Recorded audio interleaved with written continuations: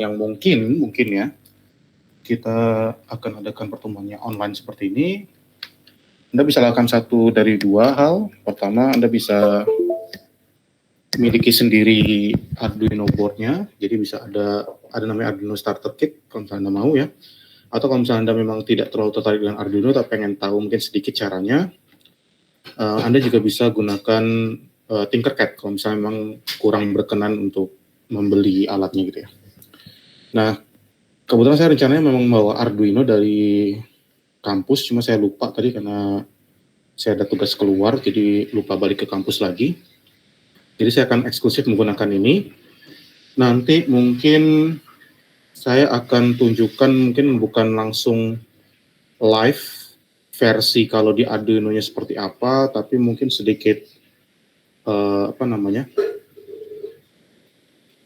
sedikit tampilannya aja, tapi bukan live ya. Jadi lemarian mungkin kayak ambil saya lihat screenshot dari internet, atau kalau misalnya ada yang punya Arduino sendiri mungkin bisa dibantu, mungkin di share layar screen-nya supaya nanti bisa saya jelaskan bagian-bagian screen-nya itu sendiri gitu ya.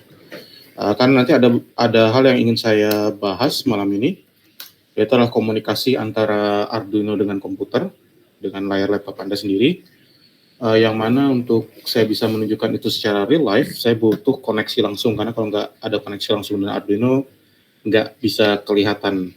Ya, namanya itu serial monitor ya. Serial monitor itu nggak kelihatan kalau di Arduino. Kalau tanpa koneksikan ke Arduino gitu ya. Nah, sebentar ya.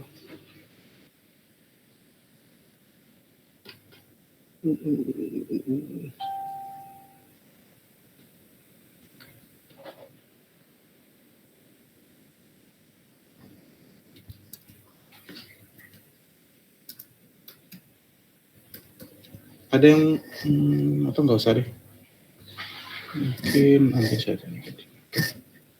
Oke, nggak apa. Oke, kita mulai aja kalau gitu ya. Selamat malam.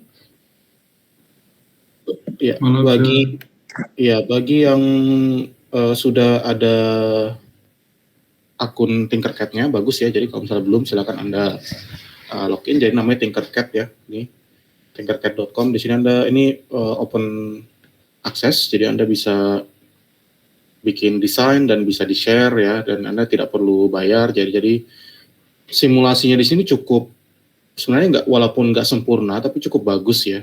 Jadi kalau Anda ingin mendesain rangkaian listrik seperti Anda pasang di breadboard sendiri, atau Anda mau desain 3D ya, saya kebetulan nyoba-nyoba doang tapi nggak selesai karena saya nggak pinter bikin benda tiga dimensi gitu ya. Tapi kalau saya bisa testament itu adalah untuk simulasi rangkaian listriknya sendiri itu cukup bagus ya. Jadi bahkan ya ini nggak terlalu kompleks sebenarnya, tapi lebih kompleks dari yang mungkin Anda temui di rangkaian LCA dasar ya. Ini sebenarnya adalah implementasi logic gates ya, menggunakan beberapa IC. Jadi Anda juga bisa simulasi menggunakan IC di sini. Dan karena simulasi tentunya nggak semua IC itu ada di sini gitu ya. Jadi memang harus pilih-pilih gitu. Atau misalnya ini rangkaian untuk 7 segmen yang pernah saya buat ya, juga pakai beberapa IC. Ini intinya nanti akan dia counting dari 00 sampai 99 nanti di sininya. Ya, di layarnya ini. Jadi ya kalau misalnya mau lihat, kalau bisa atau ya apakah bisa atau enggak. Ya gitulah kira-kira. Jadi simulation. Nah ini kan dia ngitung perlahan-lahan, dia akan. Oh enggak, ini bukan counter ya. Ini cuma decoder encoder sih ya. Jadi kalau misalnya saya buat 0011, ini jadinya 2 ya. Jadi ini 0010 gitu ya. 0010 itu jadinya digit 2. Kalau misalnya saya buat ini berarti 0111, berarti kan berapa tuh? 7 ya berarti ya. Ini kan Anda udah belajar digital system ya, jadi ini 07 gitu. Dan lain sebagainya lah, Anda bisa gunakan macam-macam di sini ya. Ini juga saya buat counter. Ini juga bisa ya untuk counter. Jadi kalau misalnya Nanti mungkin Anda pernah dapat tugas seperti ini, digital system untuk buat counter, itu juga bisa Anda simulasikan di sini gitu. Ya. Jadi ini counting dari 0, lanjut ke 1, lanjut ke 2 gitu ya. Gitu. Tapi ya lagi-lagi ya karena ini simulasi, ini agak delay sedikit kan ya, karena dia tergantung dengan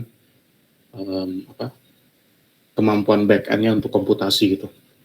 Jadi intinya adalah saya cuma mau memasarkan ya Tinkercad ini sebagai simulator untuk rangkaian listrik. Jadi nanti kalau Anda punya project ya tentang LCA atau nanti Anda ngambil mata kuliah ECDA dan lain sebagainya, Anda kalau misalnya tidak punya akses terhadap hardware yang sebenarnya, tidak punya akses terhadap breadboard-nya, terhadap IC-nya dan segala macam, Anda bisa lakukan simulasi di sini, buat simulasinya di sini gitu.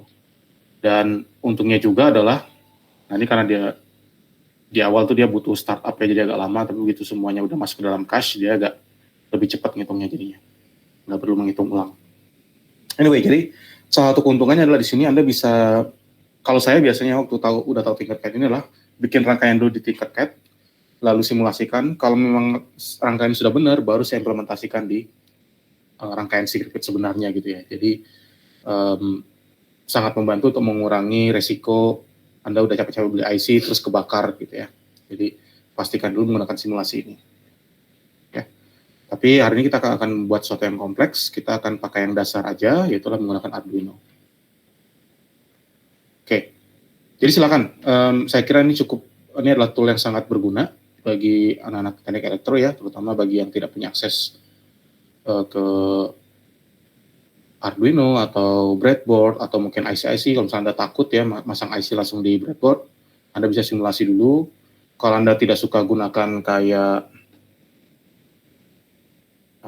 PSpice atau LTSpice itu kan tampilannya agak skematik ya, terlalu skematik, dan itu kadang-kadang tidak terlalu sesuai dengan apa yang akan Anda hadapi ketika Anda mau masang komponen itu di breadboard. Nah, Tinkercad keunggulannya adalah secara fidelity dia nggak terlalu bagus, jadi karena dia mengutamakan itu dari sisi similarity terhadap praktek ya kalau menggunakan breadboard gitu ya. Jadi itu yang diutamakan. Jadi saya kira kalau misalnya menggunakan Tinkercad ini justru sangat lebih dekat dengan apa yang akan terjadi jika Anda menggunakan breadboard sebenarnya. Ya, jadi silakan buat akun di sini gratis. Anda cuma butuh akun Gmail dan Anda bisa buat simulasi Arduino itu rata-rata bisa di sini. Ya. Jadi sebagian besar yang akan kita bahas di semester ini itu bisa Anda lakukan di sini. Oke. Kecuali nanti kalau misalnya ada beberapa sensor yang tidak ada di simulasi ini, maka mungkin kita akan adakan di kelas offline lagi ya, seperti minggu lalu. Oke. Iya. Hari ini saya akan ajak Anda untuk, minggu lalu kan kita udah sampai ke digital write ya, jadi kita bagaimana menghidupkan, mematikan LED dengan mengirimkan sinyal digital. Ya, jadi kita melakukan digital write ke pin-pin digital untuk menghidupkan atau mematikan LED. Dan juga terakhir kalau nggak salah kita sampai ke PWM ya, bagaimana kita mensimulasikan seolah kita punya analog output, padahal sebenarnya tidak. Ya, jadi seperti terlihatnya bagi mata kita itu seperti sinyal analog, tapi sebenarnya tidak ya. Jadi itu menggunakan namanya sinyal PWM, pulse width modulation. Yaitu adalah kita memanggil analog write di pin PWM digital.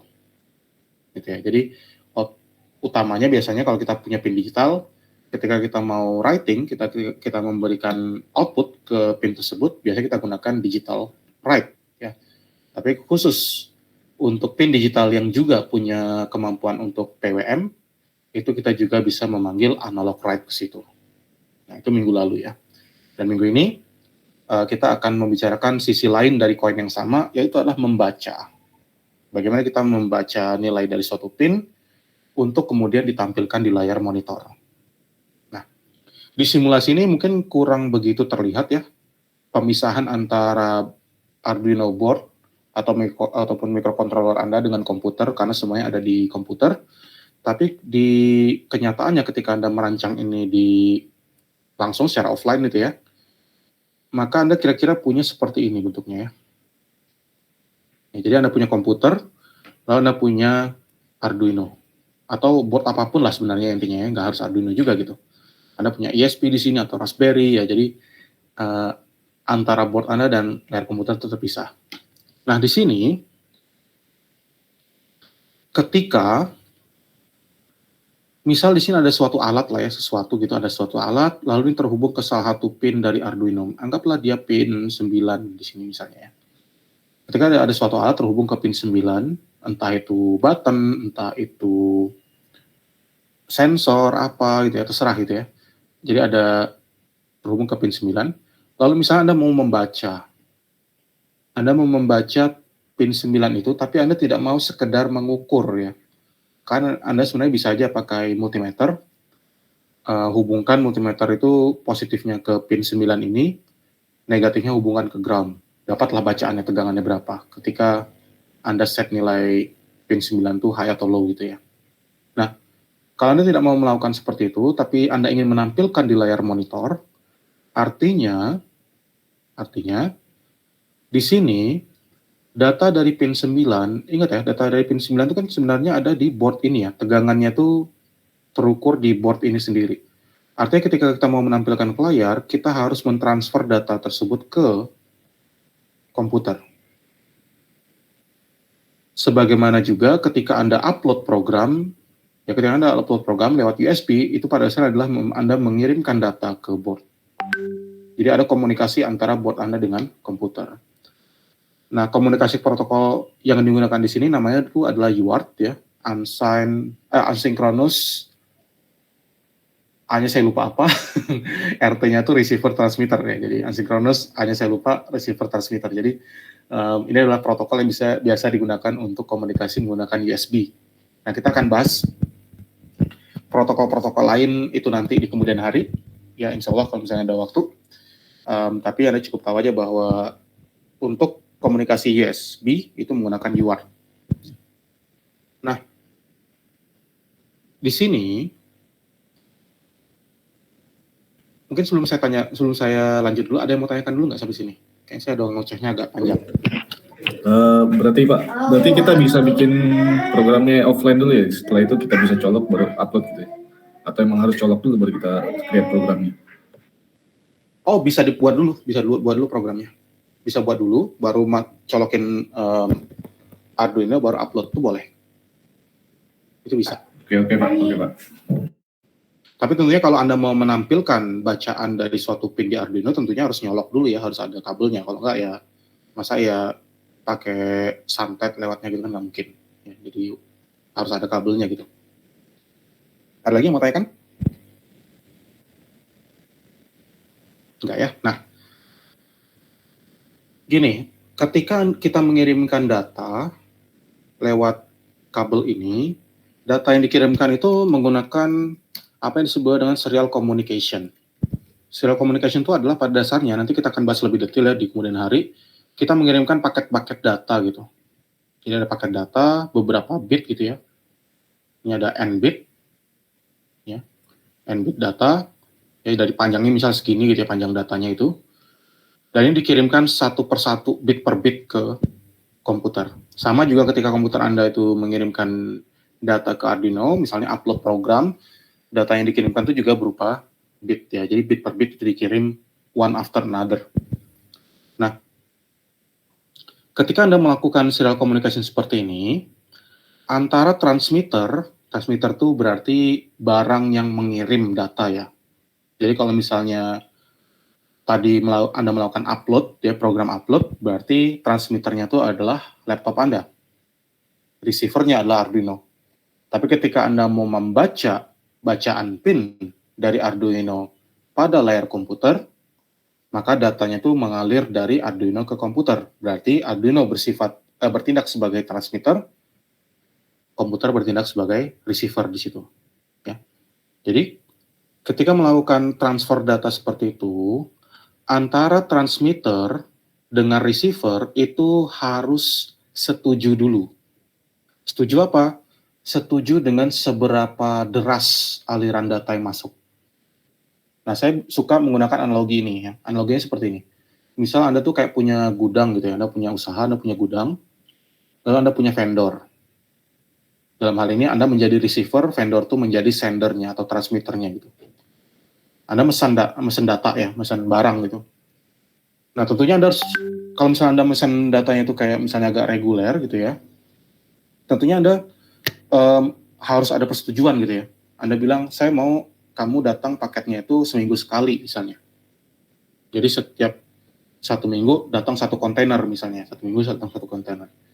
Dan itu harus dikomunikasikan dengan vendor ya kan? Vendor harus setuju dan Anda sebagai penerima juga harus setuju. Nggak boleh kalau misalnya Anda minta, kamu harus kirim barangnya 1 kontainer 1 minggu, terus vendornya tiba-tiba muncul 2 kali gitu dalam 1 minggu ya kan, gudang Anda nggak siap. Gitu ya, jadi harus ada persetujuan seberapa sering data itu dikirim antara sender dengan transmitter. Kayak tadi Anda harus punya persetujuan dengan si vendor tadi.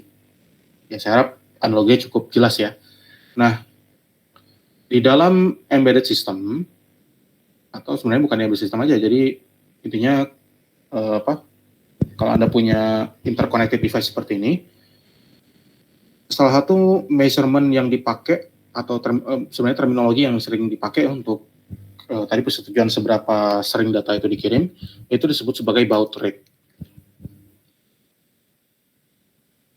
Ya, baud rate.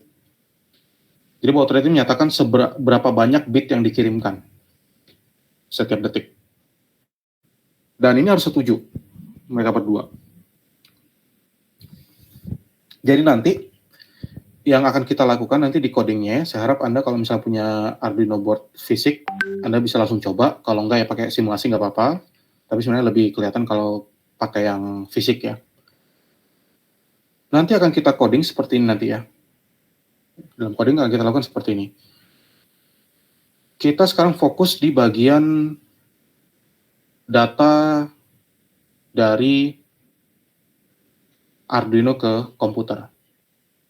Nah, sebelum komunikasi ini dimulai, maka yang dilakukan itu adalah di komputer kita, di program kita, itu kita set baud rate-nya. Ya, kita set baud rate-nya, lalu kita kirim, kita upload ke Arduino. Dan ini dia punya baud rate sendiri ya biasanya untuk upload ini. Biasanya kalau Arduino tuh kalau nggak salah 9600 ya kalau untuk upload-nya itu sudah fix gitu, harus 9600. Jadi ketika Anda melakukan upload, secara otomatis upload program ya, ketika Anda upload program secara otomatis Arduino ID akan men-set baud rate-nya sesuai dengan spesifikasi yang harus digunakan. Tapi di dalam program yang Anda upload, Anda juga bisa menulis spesifikasi. Nanti ketika Arduino akan mengirimkan data ke komputer, maunya seberapa sering. Jadi misalnya, Anda bilang, saya mau kamu set baud rate kamu untuk komunikasi dengan saya itu 9600. Nah, artinya 9600 ini datang dari komputer, Anda set di program, ini akan dikirim ke Arduino, dan Arduino akan tahu, oh, ketika saya mau melakukan komunikasi, saya harus pakai baud rate 9600. Gitu ya.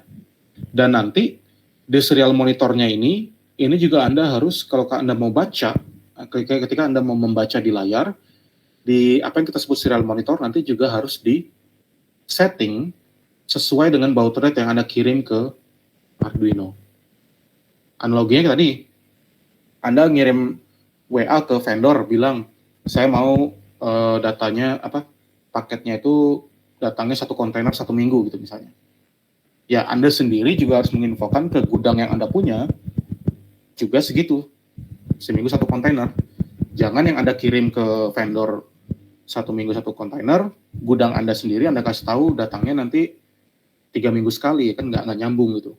Jadi nanti di monitornya nanti, ya ketika kita mau menerima data, kita juga harus set baud rate yang sesuai. Jadi harus ada persetujuan seberapa sering data yang masuk. Itu pada dasarnya yang disebut dengan serial communication. Tentang baud rate. Ada yang mau tanyakan tentang baud rate? Saya izin bertanya, Sir. Nah, silakan. Kalau dari baud rate itu berpengaruh terhadap kecepatan nggak? Kecepatan Jadi,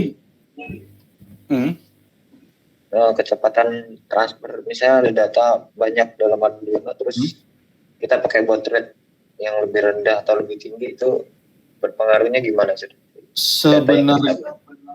Sebenarnya secara teori memang pasti berpengaruh ya, jumlah data per detiknya masuknya berapa gitu. Tapi ada satu hal yang lebih krusial daripada itu.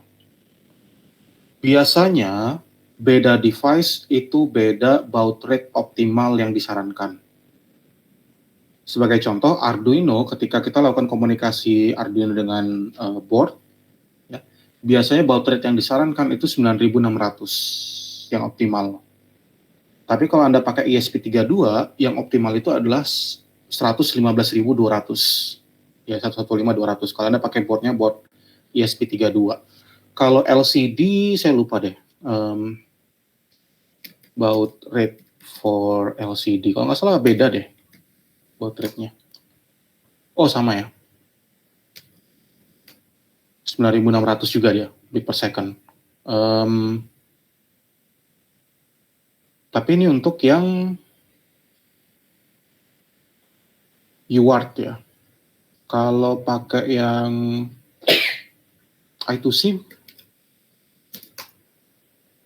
nah nih, kalau Anda pakai LCD, lalu serial communication pakai I2C, yang disarankan itu pakai 115200. Kalau Anda pakai LCD yang pakai I2C namanya. Oh, Anda pakai untuk ESP32 ini. Untuk Arduino sama nggak ya? Ada ingat nggak? Saya agak lupa. Kayak masih 9600 juga kayaknya ya. Bagi yang pernah pakai LCD mungkin masih 9600 seingat saya gitu. Ya, ya masih 9600 itu. Ya kalau waktu itu saya pernah pakai SIM 800 baud rate Arduino. Iya. Nah ini kalau 9600 itu pakai modul ini ya, baud rate-nya itu bisa 1600 sampai 115200 gitu optimalnya. Ya. Jadi memang justru yang paling utamanya, nah ini ya, default baud rate of SIM 800 itu modul untuk GSM.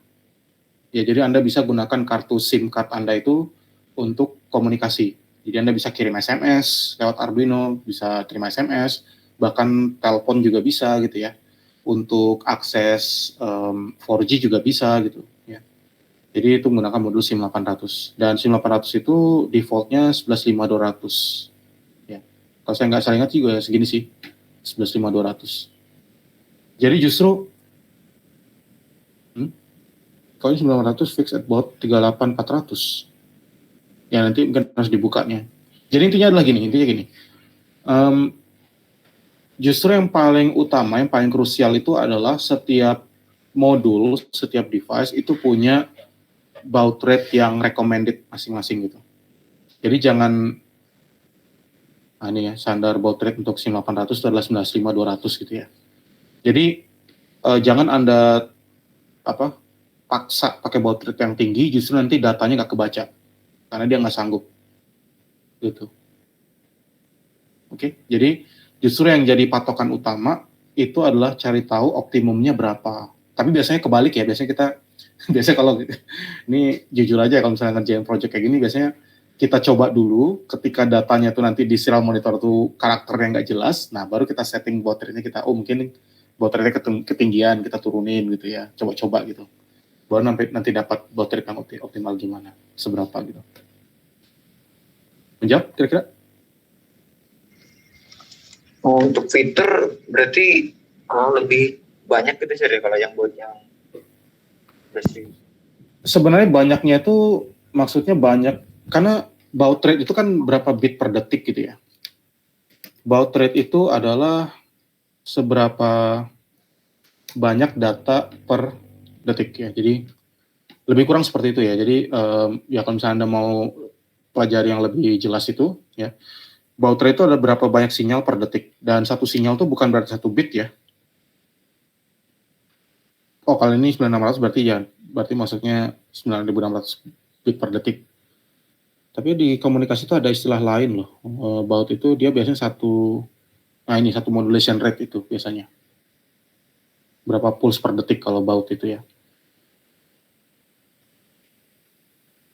Oh ini, baud rate ya. Oke, benar. Berarti kalau misalnya saya pakai 11.115.200, artinya dalam 1 detik itu kita bisa menerima dan bisa mengirim 115.200 bit per detik atau 14.400 byte per detik. Jadi kalau misalnya Anda punya baud rate yang tinggi, artinya dalam 1 detik Anda bisa menerima dan mengirim data lebih banyak per detiknya. Gitu. Sir, berarti kalau untuk simpelnya tuh baud rate berarti kayak semacam jaringan ya, ada 2G, 3G. Sekarang kan udah nyampe 4G apa 5G. Bisa dikatakan seperti itu nggak sih? Iya sih. Iya, kalau misalnya Anda batasi pengertian dari 4G atau 5G hanya dalam hal kecepatan, ya benar. Segitu. Kira-kira. Tapi ya kan kalau kita ngomongin 4G dan 5G bukan cuma masalah kecepatan aja kan ya, ada banyak aspek lainnya. Jadi mungkin saya lebih suka analogi transmisi data sih mungkin ya, kecepatan pengiriman. Makanya saya lebih suka analoginya tadi ya. Analoginya itu kayak seberapa cepat material itu datang misalnya dari vendor ke kita gitu, seberapa cepat yang dia sanggup ngirim gitu. Kalau dia semakin cepat ya, dan itu memang sanggup ya, Anda bilang saya mau setiap hari material datang dan dia juga sanggup ya, artinya gudang Anda nerima materialnya lebih banyak dalam 1 minggu gitu, daripada Anda set baud rate-nya 1 kali 1 minggu ya, 1 kontainer 1 minggu gitu ya, gitu ya. Oke, menjawab. Ya, ada lagi yang lain kalau mau tanya?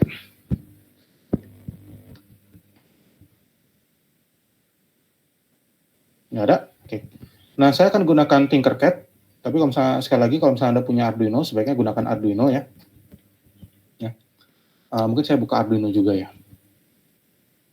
Tapi saya nggak punya Arduino, jadi nggak bisa buka serial monitor, tapi saya akan tunjukkan di mana untuk mencari serial monitornya nanti. Oke. Saya akan gunakan konfigurasi yang sederhana aja untuk pertama ini. Misal saya ngambil data dari pin 9, di mana saya mau bacaan dari pin 9 ini. Tapi pin 9 ini akan saya hubungkan ke 5 volt. Artinya dia akan kebaca 5 volt terus ya. Jadi kan ini, ingat ya, 5 volt ini artinya dia tegangannya selalu 5 volt. Artinya ketika ini dikoneksikan ke pin 9, ketika saya baca tegangan di pin 9 pakai multimeter misalnya terhadap ground, pasti 5 volt tegangannya. Terhadap groundnya Arduino ini. Nah, itu kalau pakai multimeter. Gimana caranya kalau kita mau baca ini menggunakan layar monitor? Jadi tampilan di layar angkanya gitu. Nah, kita coba bikin kodenya. Ini saya hapus dulu. Pertama, saya buat integer. Seperti biasa ya, saya kan dulu saya bilang sangat disarankan ketika Anda menggunakan suatu pin, baik itu untuk membaca atau menulis, maka sebaiknya deklarasi pin itu sebagai suatu variabel yang bisa diinterpretasi dengan mudah. Sebagai contoh, di sini pin 9 itu mau saya gunakan sebagai input. Saya mau membaca berapa nilai pin 9 itu. Maka saya bisa, misalnya, saya kasih variabel itu adalah in pin sama dengan 9. Oke. Nah, sedikit tambahan, ini ada yang kelas pagi yang bertanya dengan saya, Sir, kok kalau misalnya saya lihat kode-kode orang itu banyak yang kalau pinnya itu dia pakai const in, bukan cuma integer aja gitu. Bukan cuma integer seperti ini. Ingat ya, minggu lalu saya bilang kalau kita coding di C atau Arduino, deklarasi variabel itu harus menggunakan tipe datanya dulu ya. Tipe data, nama variabel, kalau mau inisialisasi ditambahkan sama dengan dan nilainya gitu. Tapi kadang-kadang Anda ketemu seperti ini. Ada yang tahu bedanya? Integer in pin dengan const integer in pin? Yang pernah pengalaman? Lebih ke nilai yang dikunci gitu, Sir. Lebih ke nilai yang nilai yang lebih konstan atau Iya. sama. Ya, jadi ya dikunci ya. Jadi bedanya adalah ini. Di C dan kawan-kawan, kalau Anda punya variabelnya sekedar integer atau float atau yang lain, ini berarti kita sudah sediakan kotaknya itu kotak integer, tapi kita tidak melarang perubahan isinya. Jadi saya bisa aja di sini void loop, saya ganti integer pin, saya ganti misalnya jadi 10, itu bisa aja. Secara program dia bisa aja, cuma secara hardware nih nggak make sense, ya kan? Jadi kalau Anda deklarasi sebagai integer di sini, kita bisa ubah di sini jadi berapapun. Jadi di tengah jalan, ketika program berjalan, itu bisa kita ganti isi variabelnya. Nah, kalau Anda tidak mau atau Anda ingin memastikan bahwa variabel in pin ini tidak bisa diubah setelah Anda deklarasi di sini, ini kan Anda deklarasi dan inisialisasi jadi 9 ya. Artinya Anda nggak mau ini berubah. Kalau misalnya Anda nggak mau ini berubah, maka ditambahkan const di depan.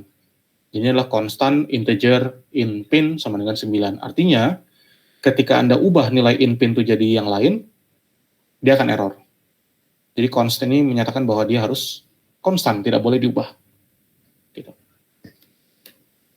Jadi, sangat wajar kalau banyak coding yang kalau misalnya Anda baca di forum Arduino atau forum-forum yang lain, untuk deklarasi pin mereka banyak menggunakan const integer. Gitu ya. Karena tentunya kalau program sudah berjalan, nggak mau pinnya berubah kan ya. Tadinya inputnya ada di pin 9, tiba-tiba bisa lompat, inputnya pindah ke pin 11 ya kan, nggak mungkin gitu, rangkaiannya berubah sendiri kan nggak mungkin. Makanya banyak yang menggunakan const integer. Tapi kalaupun Anda nggak menggunakan itu ya nggak masalah sebenarnya ya. Karena kan Anda sendiri yang coding gitu. Oke. Ada yang mau tanyakan di situ? Nah, di sini karena kita mau membaca dari in-pin, Anda kalau misalnya ingat minggu lalu, itu kita harus set mode dari in-pin itu menjadi input. Menggunakan seperti ini. Ya. Jadi M-nya besar, ingat ya, pin mode itu M-nya besar, P-nya kecil. Lalu, nah ini yang baru hari ini. Anda bisa gunakan, ini di setup ini biasanya juga kita mulai setting up untuk serial communication-nya. Jadi selain kita setting up mode dari pin-pin yang kita gunakan, kita juga set up, biasanya itu adalah serial communication-nya. Nah, disinilah kita mulai coding perintah untuk memberitahu baud rate yang mau kita gunakan itu berapa. Perintahnya itu adalah serial, S-nya besar ya, dot begin, buka kurung, tutup kurung. Nah, di dalam kurung ini, itu di situ adalah tempat di mana Anda menulis baud rate yang Anda mau. Jadi sini adalah misalnya 9600 biasanya. Artinya nanti ketika ini di-upload ke Arduino, Arduino paham bahwa, oh ternyata saya diminta nanti baud rate-nya itu di-set ke 9600 untuk komunikasi serial dengan benda yang dikoneksikan ke USB ini, gitu. Oke, ada yang mau tanyakan di situ? Sampai situ? Kalau ini nggak kelihatan, ya. Mau tanya dari struktur coding, kalau yang dari Arduino itu antara serial begin sama pin mode itu apakah ada urutan yang sebaiknya atau ada urutan yang standarnya? Apa bebas untuk posisi urutannya atau harus serial begin dulu atau pin mode dulu? Sebenarnya bebas, tapi biasanya kita serial begin itu benar-benar udah menjelang akhir atau benar-benar di akhir dari setup biasanya. Tapi itu cuma kayak kebiasaan aja ya. Saya nggak tahu. Saya kayaknya hampir setiap kali lihat coding Arduino atau ESP32 serial.begin itu biasanya ditaruh terakhir ya biasanya ya. Tapi bukan berarti itu harus, enggak. Anda mau bolak-balik itu nggak masalah. Jadi nggak ada mengaruhi fungsi gitu ya, Sir? Kan dia pembacanya. Karena terpisah. Pin mode ini dia hanya mengeset pin di sini itu akan diset sebagai input. Jadi dia akan set pinnya ini, pin 9 ini itu karena dijadikan input ya berarti dibuat dia impedansi tinggi ya, high impedance di sini jadinya nanti statusnya. Jadi di AVR-nya tuh pin yang terhubung ke pin 9 ini itu di set modenya tuh jadi high impedance supaya dia bisa jadi input ya. Sementara serial.begin ini dia ngeset komunikasi di USB-nya ini. Ke USB-nya ini. Jadi nggak ada kaitannya dengan pin 9. Dia mungkin ada kaitannya itu adalah dengan pin 0 dengan pin 1 karena mereka terlibat di serial communication. Tapi nggak ada kaitan dengan pin yang lain. Jadi nggak ada kaitan antara baris 5 dengan baris 6 itu nggak ada kaitannya. Jadi Anda mau yang mana yang duluan itu nggak masalah. Oh, nggak masalah ya, Sir. Nggak masalah. Oh, iya, baik, Sir. Tolong kalau misalnya ini nggak kelihatan tulisannya kasih tahu ya. Kadang-kadang saya kalau misalnya pakai proyektor itu nggak terlalu kelihatan ya. Saya nggak tahu apakah di layar sharing ini kelihatan karena tulisannya agak halus ya. Semoga kelihatan. Atau saya bisa large, ya mungkin large lebih bagus ya, lebih gampang kelihatan. Ada lagi mau tanyakan? Ada lagi mau ditanyakan? Silakan. Kalau enggak kita lanjut. Nah sekarang saya mau baca. Ya saya mau baca dari pin ini. Dari pin 9 ini. Nah kalau kita mau menulis, kita mau mengirimkan output tegangan digital ke pin digital, itu kita gunakan digital write ya. Nah sebaliknya ketika kita mau membaca nilai digital dari suatu pin digital, itu kita gunakan perintahnya adalah digital read. Jadi bukan digital write ya. Digital write itu artinya kita menulis, kita mengirimkan sinyal, kita mengirimkan tegangan ke situ. Kalau kita mau membaca tegangan yang terhubung ke pin itu, maka kita gunakan digital read. Ya, digital read. Lalu pin mana yang mau dibaca. Nah, sekarang di sini saya akan masukkan variabel val. Jadi saya baca dari pin, lalu saya simpan ke variabel val. Oke. Lalu ketika kita mau print nilainya, biasanya itu kita gunakan perintah serial ya dot print line ln ya, print ln ya, bukan print in ya. Ini bukan i ya, tapi l ya, l kecil. Ya, print ln atau print line, biasanya saya nyebutnya print line ya. Buka kurung ya, val. Jadi variabel apa yang mau di print ke serial monitor nanti. Oke, gitu. Oke. Nah, ada yang mau tanya?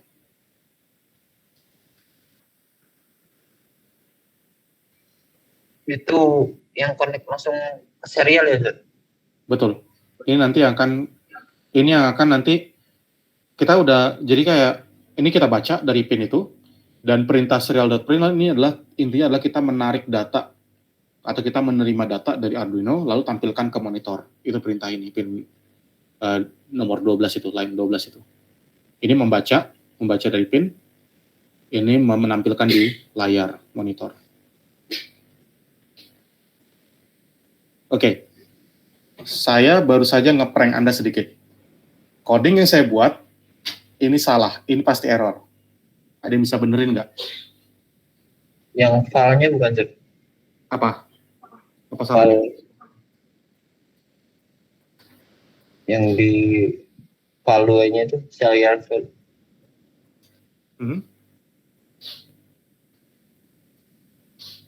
Harusnya Sebentar, ya. digital read. Apa? Gimana harusnya? Sorry. Saya tadi ada apa harusnya nih diganti?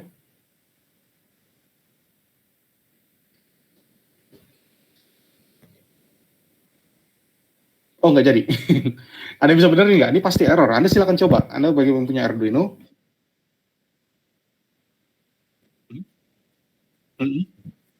Iya. Bisa ngertiin nggak tuh apa maksudnya? Translate. Maksudnya apa tuh errornya tuh? Ya, errornya bener ya. Munculnya itu adalah file is not declared, ya kan? In the scope. Maksudnya gimana tuh? Ada yang tahu? Nah, di sini ini adalah sangat wajar ya kalau misalnya Anda masih belum terbiasa karena memang mungkin Anda belum pernah programming, lalu pertama programming pakai Python dan sekarang pakai C, tiba-tiba berubah banget.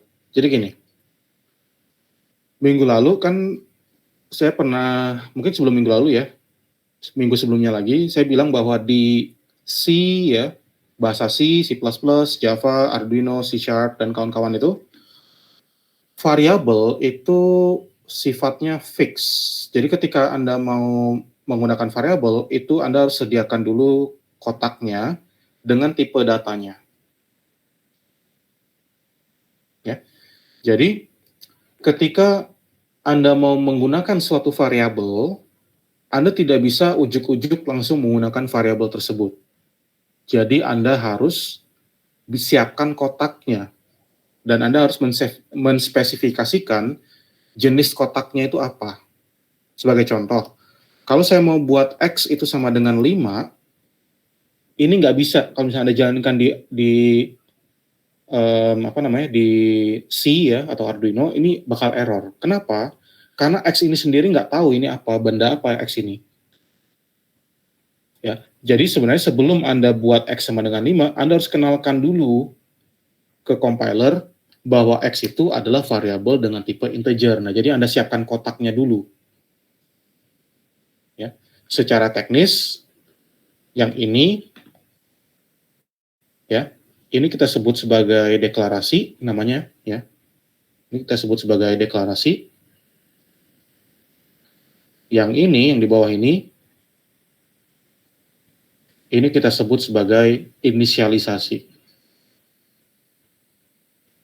Deklarasi itu adalah memperkenalkan, jadi kayak ngasih KTP, atau sebenarnya kayak kalau misalnya pakai analogi tadi, ini kita ngasih tahu bahwa kita mau buat sebuah kotak dengan tipe integer. Itu deklarasi. Inisialisasi itu adalah kita ngisi kotak itu.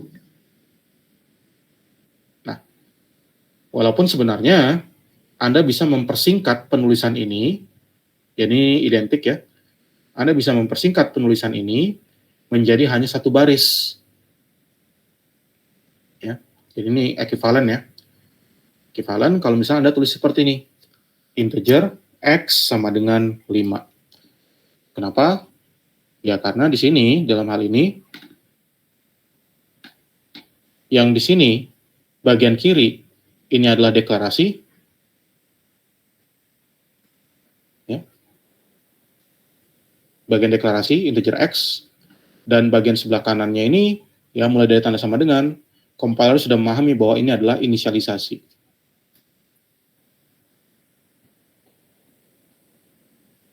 Jadi tetap, walaupun Anda menulisnya dalam satu baris, tetap ada deklarasi dan inisialisasinya.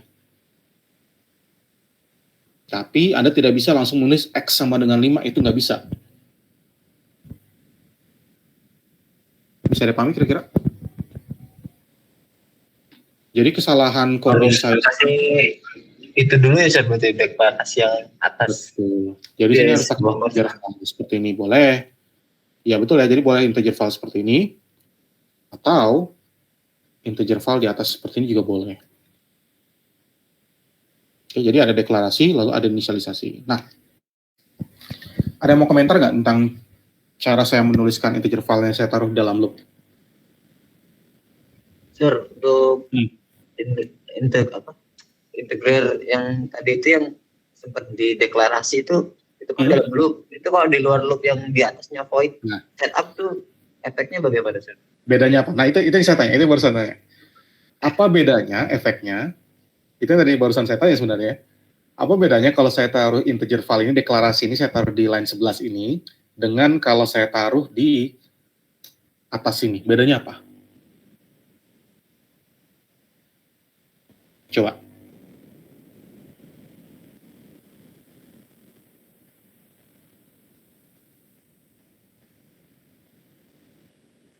Bingung?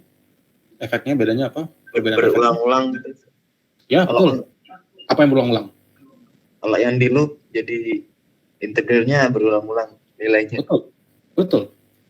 Bukan nilainya ya, tapi mungkin maksudnya seperti ini. Kalau di void loop, artinya Anda sudah buat kotaknya nih. Anda udah buat boxnya nih, ya, untuk diisi. Lalu Anda isi boxnya. Lalu Anda print isi dalam box itu ke monitor. Lalu Anda balik lagi ke atas, Anda buat kotak baru gitu.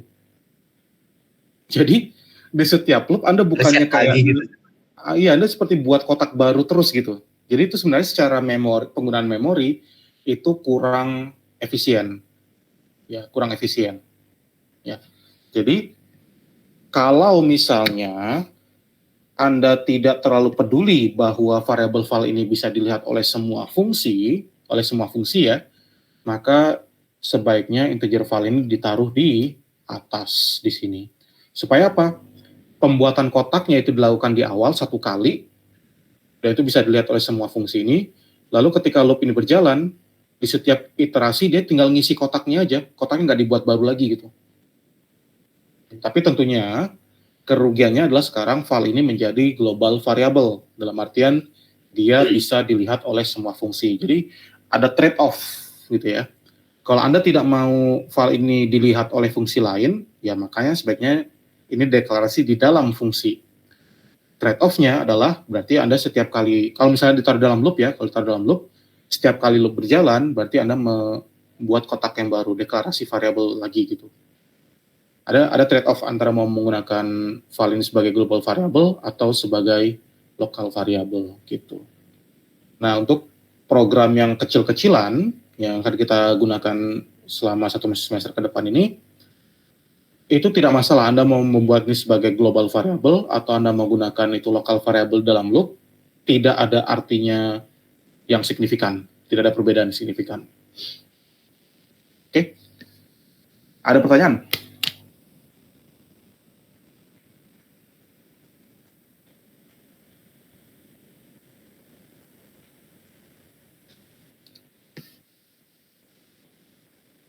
Nggak ada?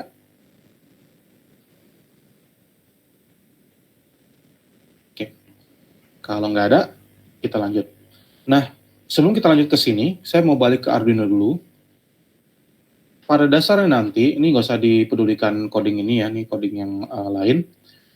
Ketika Anda gunakan Arduino IDE ini, nanti kan Anda upload ya, Anda klik upload, klik gitu ya. Tapi jangan lupa pastikan COM-nya ini benar ya, karena kadang-kadang dia masih ke set COM terakhir yang digunakan. Padahal ketika Anda cabut USB, Anda pasang lagi, COM-nya bisa berubah. Ya, jadi pastikan COM-nya ini yang benar, dan board-nya ini juga pastikan yang benar. Gitu ya. Ketika Anda sudah lakukan semua itu, maka bisa Anda upload, klik upload gitu ya. Nah, setelah sudah terupload, bagaimana cara mengakses serial monitor? Serial monitor itu adalah, pada dasarnya adalah display untuk menampilkan data yang Anda tampilkan lewat perintah serial.print. Ya, jadi ini akan memunculkan sebuah window di mana di situ Anda bisa lihat data yang Anda print lewat serial.print itu.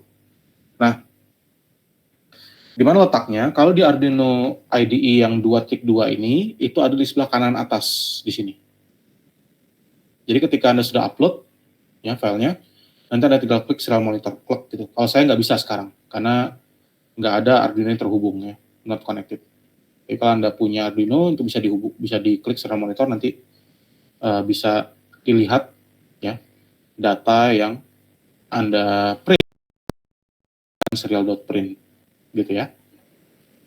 Nah, kalau di sini dia di di simulasi ini itu adanya di bawah. Jadi kalau misalnya ini saya jalankan, klik gitu ya, jalankan, maka bisa di klik serial monitor, maka muncul tulisan 1 seperti itu. Ya 1 terus menerus gitu ya ke bawah. Nah, ini terus 1 ya. Kenapa dia 1 terus? Ya karena pin 9 itu sendiri terkoneksi ke pin 5 volt. Ya jadi 5 volt terus dia, high terus nilainya. Gitu ya. Sedikit tambahan, serial.print ini sebenarnya juga tidak terbatas hanya untuk print variabel yang berkaitan dengan pin ya. Anda juga bisa misalnya ya random aja, misalnya saya buat di sini hello gitu. Ya. Nah, itu bisa juga gitu serial monitor. Ya, jadi munculnya seperti ini. Jadi serial monitor itu seperti kalau di Python, kalau misalnya Anda menggunakan PyCharm, itu adalah sama dengan output terminalnya. Ya, gitu. Oke, jadi saya kembalikan ke yang tadi. Ada yang mau tanyakan?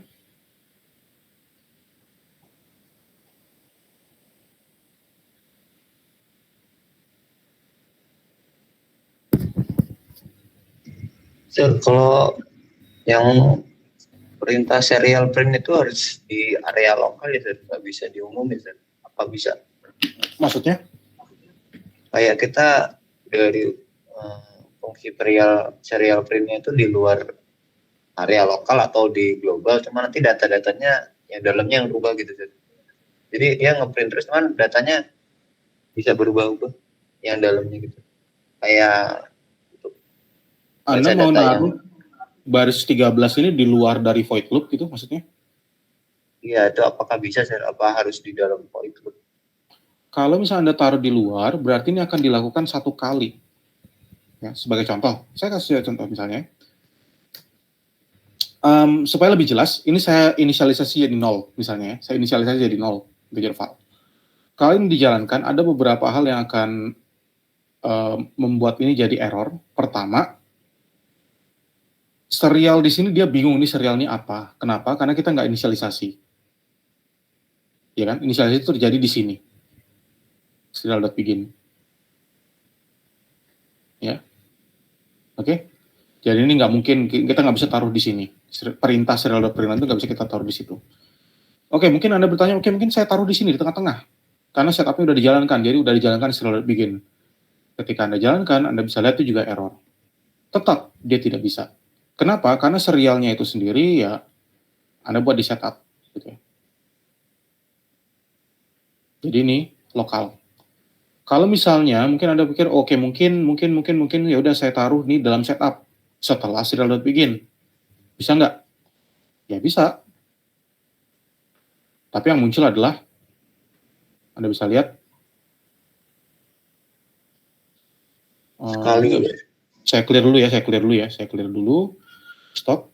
Jangan simulasi. Dia hanya satu kali jalan. Dan itu yang dibaca adalah yang nilai inisial ini. Menjawab kira-kira pertanyaan tadi?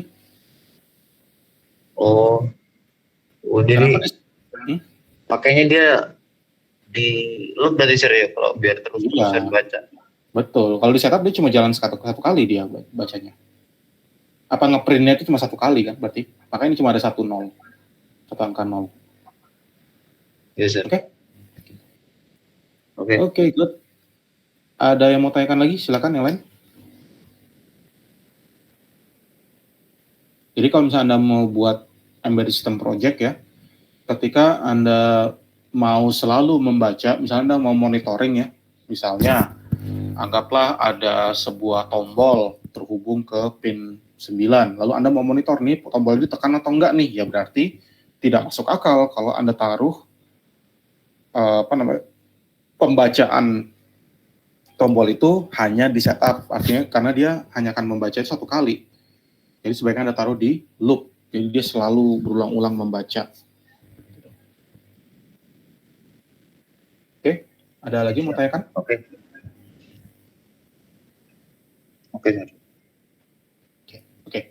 Kalau nggak ada, sedikit tambahan, saya mau bertanya. Ini kan serial.println ya. Saya nggak akan kasih tahu ini ngapain. Sebentar. Mungkin saya ingatkan lagi, kalau saya pakai serial.println, jadi gimana? Ini jadinya gini ya, satu ke bawah gitu ya. Saya akan ubah perintah serial print ini, bisa clear dulu, menjadi serial.print tanpa ln-nya. Jadi kalau misalnya saya jalankan, Anda lihat outputnya, Anda silakan kasih tahu saya bedanya apa dengan serial.print ln tadi. Ada yang bisa simpulkan? Bedanya apa serial.print dengan serial.print ln? Dari bentuknya saya paling satu baris, yang satu ke bawah gitu. Mungkin. Ya. Jadi serial.println itu sebenarnya adalah sama dengan serial.print tapi ditambahkan karakter new line di ujung atau karakter enter. Jadi setiap kali Anda print angka yang ada dalam setiap kali Anda print variabel yang berada dalam kurung ini, serial print ln itu akan menambah karakter enter. Jadi langsung pindah kursornya ke bawah. Tapi kalau serial.print, kursornya itu ya tetap terakhir dia di mana gitu. Kalau terakhir dia ada di sini, ya karakter berikutnya di print di sebelahnya gitu. Itu bedanya, ya. Antara serial.print dengan serial.print ln. Makanya saya lebih sering menggunakan serial.print line. Kecuali saya mau buat semacam string concatenation ya, sebagai contoh. Nah ini, ya, serial.print last packet center status, lalu saya pakai tab ya. Lalu saya mau yang di bagian tulisan ini, status bla bla ini, itu saya mau diletakkannya langsung di sebelah sini ya, setelah satu tab. Jadi saya nggak mau di bawahnya gitu, maka saya pakai print. Tapi saya mau setelah semua ini di print, kita pindah ke baris baru gitu. Ya berarti di sini saya pakai print ln. Jadi bedanya di situ. Oke. Tuh. Oke. Ada yang mau tanyakan? Silakan. Sir, macam-macam void apa aja sir? Tadi kok kayaknya ada yang di print tapi di luar void loop. Oh, enggak. Ini kan Beda lagi. ya, jadi ini adalah fungsi-fungsi tambahan. Jadi ketika Anda buat project yang agak sedikit lebih besar, biasanya kita nggak cukup atau mungkin justru terlalu cramped ya, terlalu padat, terlalu jelimet kalau kita mau masukkan semua kode kita itu dalam satu fungsi yang sama dalam fungsi loop. Ya, jadi biasanya kita buat fungsi-fungsi lain yang dipanggil dari dalam fungsi loop tadi. Ya, contohnya di sini di loop itu misalnya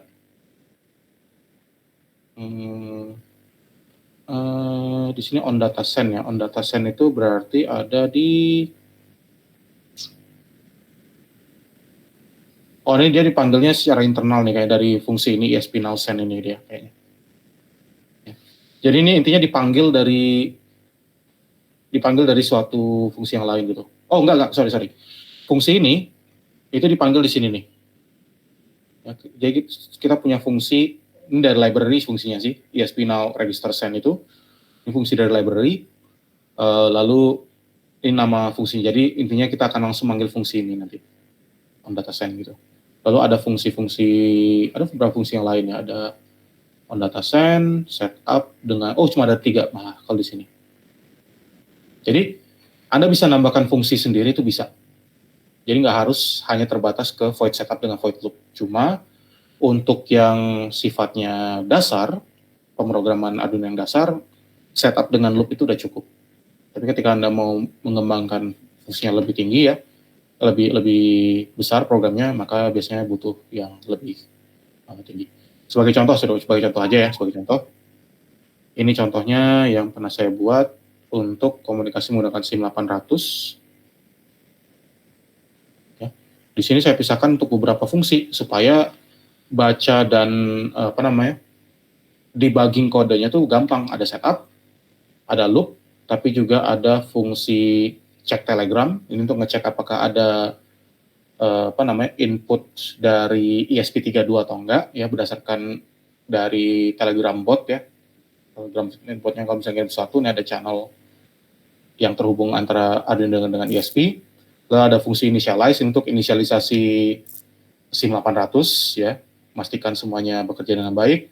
Lalu ada SIM mode, ini untuk milih modenya apakah mau ngirim SMS atau nerima SMS. Handle message ini fungsinya untuk kalau misalnya nerima SMS apa yang harus dilakukan. Ada fungsi turn on, turn off, send message itu beda-beda lagi fungsinya. Jadi dibuat seperti paket-paket kecil gitu. Prosesnya itu menjadi fungsi-fungsi terpisah-pisah supaya ketika ada masalah itu lebih gampang untuk untuk debuggingnya, untuk cari tahu salahnya di mana kalau kita buat dalam fungsi-fungsi terpisah gini. Tapi untuk sekarang berarti ini berarti kan berarti habis void itu kita bisa buat data sendiri atau kayak buat blok sendiri, nanti bawahnya kita dalamnya dikasih perintah-perintah apa bawaan itu. Yep, boleh. Tapi memang yang dibaca oleh Arduino compiler itu adalah setup ya dan loop. Jadi contoh tadi kan ada fungsi initialize ya. Initialize itu saya buat pemanggilannya itu dalam setup. Jadi Arduino compiler itu akan baca setup ini, bla bla bla bla bla bla bla bla bla. Ketemu initialize. Oh, baru nih panggil initialize. Mana initialize? Ada fungsinya somewhere di sini gitu. Jadi maksudnya semua fungsi yang lain dari setup dengan loop itu dipanggil lewat setup dan loop itu juga gitu. Pemanggilan fungsinya itu terjadi di dalam setup dan loop. Jadi tetap gerbang utamanya tetap setup dan loop, gerbang utamanya. Karena itulah yang akan dibaca oleh compilernya. Oh, jadi kayak Arduino itu misalnya bacanya void loop itu sama void setup yang pertama, terus void loop. Yep. Kalau kita ingin menambah fungsi-fungsi yang lebih detail atau lebih spesifik, kita bisa buat void sendiri ya, perintah sendiri. Cuma nanti tinggal dimaafkan pemanggilan gitu ya. Ya, kayak gini kan nih manggil timer mode nih, fungsi timer mode. Ini manggil fungsi turn on, ini manggil fungsi turn off. Ini manggil fungsi cek telegram dan seterusnya gitu. Oke. Tapi itu ya, buat sendiri kan, nggak bawaan dari sananya ya? Enggak, buat sendiri, fungsi-fungsi ini buat sendiri. Oh, ya kayak kalau digital read sama read kan bawaan. Kalau ini kita buat sendiri. Gitu. Oh, yes, ya nanti bisa lah dicoba-coba. Sekarang kita mulai dari sederhana dulu, nggak usah yang terlalu kompleks dulu. Ya, ada yang lagi mau tanyakan?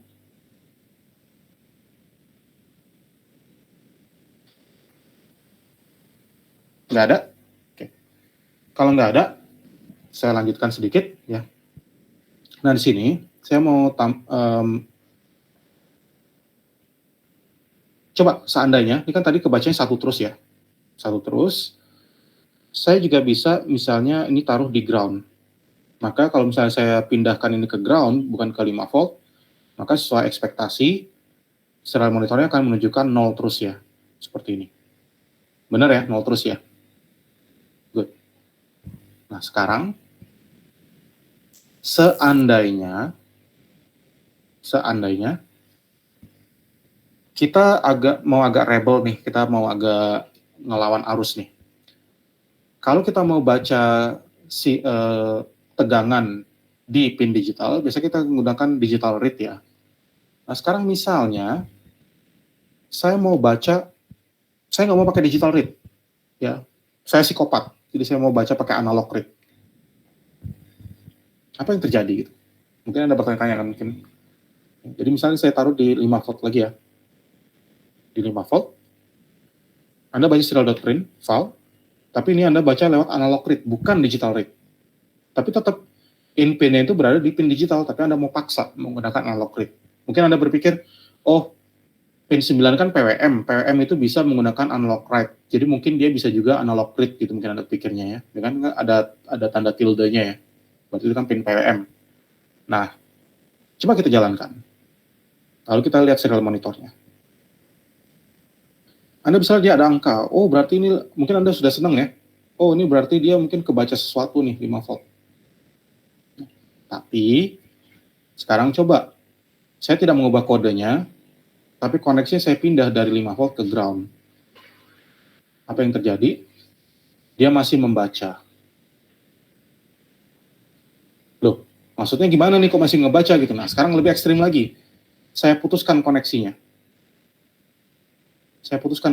Ini jadi saya nggak koneksikan kemana-mana. Ya, gitu.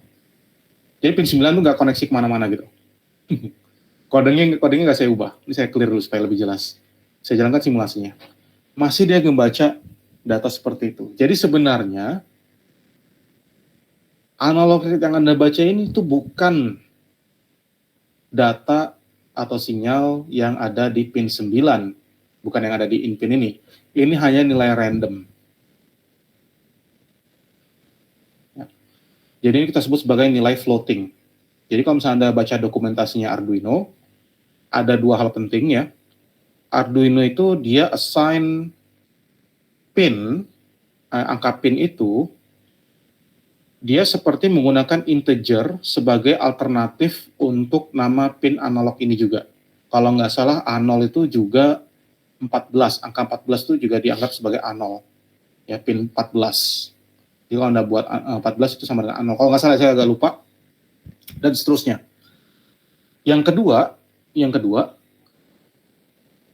jadi tadi yang pertama tuh ada beberapa pin yang punya representasi integernya sendiri gitu. Jadi mungkin 9 itu juga selain dari untuk pin nomor 9, tapi juga di-assign ke pin lain, makanya dia bacanya agak aneh. Yang kedua, nilai-nilai dari pinnya ini, itu kalau misalnya nggak terkoneksi kemanapun, ya, maka tegangan di setiap pin itu floating. Jadi dia nggak terlalu jelas nilainya berapa. Jadi, dan itu terpengaruh oleh berbagai hal ya, kalau saya baca di dokumentasinya itu adalah, bahkan kalau misalnya seberapa dekat tangan Anda dengan board, itu juga bisa mempengaruhi bacaan setiap pin, kalau setiap pin itu floating, tidak terhubung ke apapun. Jadi, nggak bisa reliable bacaan ini. Gitu ya. Jadi intinya yang mau saya tekankan di sini adalah, jangan gunakan analog read untuk membaca data dari dari pin digital. Karena kalau Anda lakukan seperti itu, bacaan Anda itu tidak representatif terhadap nilai pin itu sendiri. Nilai tegangan pada pin itu sendiri. Karena tadi Anda lihat, ini pin 9 nggak saya hubungkan kemana-mana, tapi dia masih baca nilai. Jadi, jangan senang dulu kalau dia ada menunjukkan nilai tertentu ya. Gitu. Jadi, kalau saya dulu ya waktu pernah saya kali nyoba-nyoba gini iseng-iseng ya, karena tadi saya bilang saya agak psikopat, jadi ya udah coba aja pakai analog read gitu ya. Saya kebaca seperti ini. Terus saya pikir, oh, ini jangan-jangan sama kayak pin analog nih, antara 0 sampai 1023, jadi ini bacaan pinnya segini gitu. Tapi ketika dicabut koneksi ke pin digitalnya itu masih kebacanya sama seperti itu, nggak ada berubah. Yo, berarti ini bukan nilai dari pin digital itu sendiri. Ini nilai random aja berarti. Gitu. Ya, jadi jangan salah paham. Oke? Jadi jangan gunakan analog read untuk membaca sinyal digital pada pin digital. Selalu gunakan perintah digital read. Ada yang mau tanyakan di sini?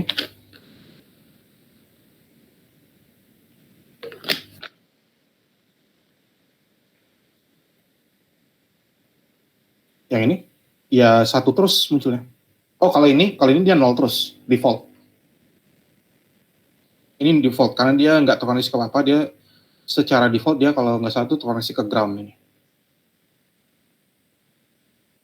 Ya. Tapi kalau misalnya saya koneksikan ini ke pin 5 volt, ya seperti itu, maka bacaan 1 terus. Oke?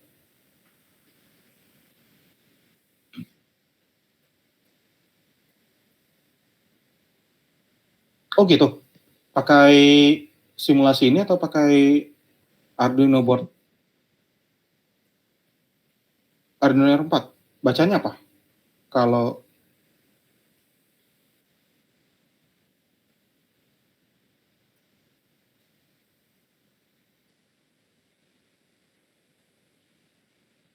enggak. Mungkin Pak Isnu lupa ngeklik yang di sini, di atas ini nih. Diklik dulu ini. Kelihatan nggak? Serial monitor di kanan atas.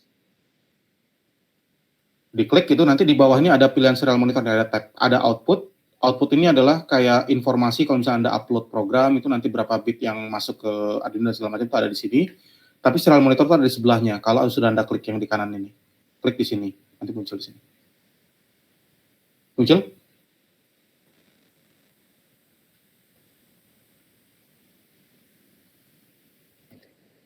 Muncul kan? 0 terus ya?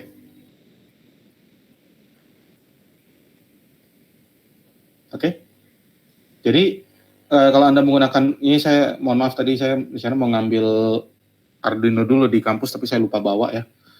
Jadi kalau Anda menggunakan Arduino langsung ya, Anda harus klik, jangan lupa klik ini serial monitor, klik, nanti di bawah ini muncul tab baru. Nah di sini nanti kebaca apa yang Anda print lewat serial.print atau serial.print lain itu kebaca di sini nanti. Bukan di output ya, tapi di serial monitor.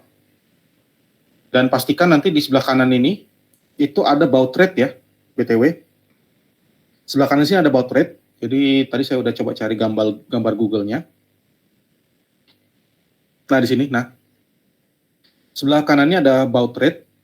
ini Anda harus set sesuai dengan yang ada di program yang Anda upload ke Arduino. Jadi tadi, Anda nyuruh Arduino itu set baud rate-nya misalnya 9600, berarti Anda sendiri di serial monitornya ini harus di set ke 9600 juga. Jangan lupa, kalau enggak dia nanti gini nih, ada karakter-karakter aneh gini nih. Gitu. Atau dia bentuknya kotak-kotak gitu aja gitu. Kalau baud rate-nya nggak sesuai. Silakan Anda coba ya, silakan Anda coba untuk fun aja gitu. Anda sudah merintahkan ke Arduino, upload program, Anda bilang di program itu baud rate-nya 9600, tapi di sini Anda set 115.200 misalnya di serial monitornya. Coba lihat bacaannya apa, pasti dia agak ngaco. Ya kan? Tapi ketika Anda set baud rate-nya sama, biasanya itu udah cukup oke. Jadi itu salah satu indikasi juga ya ketika Anda buat project seperti ini, lalu Anda lihat di serial monitor, output dari serial.print atau serial.print lain itu bentuknya agak ngaco, aneh, karakter-karakter aneh, kotak-kotak atau yang lain, ada dua kemungkinan. Di antara yang lain, ada banyak yang lain ya. Ada beberapa kemungkinan lain, cuma dua kemungkinan yang paling sering terjadi itu adalah baud rate Anda itu tidak optimal. Jadi misalnya device Anda itu optimalnya baud rate-nya di 11.5.200, lalu Anda set baud rate-nya itu 4.800. Nah, itu jadi data yang Anda tampilkan serial monitor jadi agak ngaco bentuknya. Kemungkinan kedua, kalau memang baud rate-nya sudah optimal untuk device itu, mungkin setting baud rate antara serial monitor Anda dengan baud rate yang Anda kirimkan ke Arduino itu berbeda. Itu indikasinya kalau ada tulisannya agak aneh-aneh. Tapi ada banyak hal yang lain yang mungkin terjadi ya, tapi kita nggak usah bahas dulu sekarang. Ada lagi yang mau tanyakan? Yang mana ya?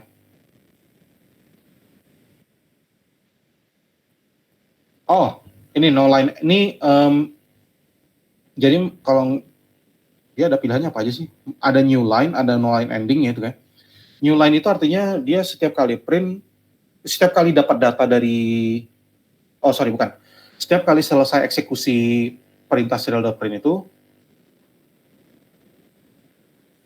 Dia tergantung protokol di PC-nya, ya, sir, biasanya.